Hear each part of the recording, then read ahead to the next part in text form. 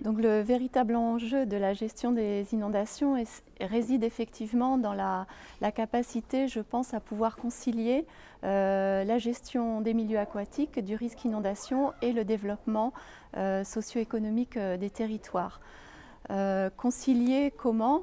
Il faut avoir en tête qu'un cours d'eau a son propre fonctionnement et qu'il utilise en fait des espaces riverains au fil bleu qu'on a l'habitude de voir dans le paysage et qui est en fait son lit mineur. Quand il y a de fortes pluies, le cours d'eau est en crue et les eaux peuvent déborder sur les espaces riverains. Or, sur les espaces riverains se trouvent également beaucoup d'enjeux humains, des activités humaines, mais aussi des habitations. Donc c'est là que le problème se pose, c'est quand le cours d'eau, entre guillemets, par son fonctionnement, vient gêner l'activité de l'homme.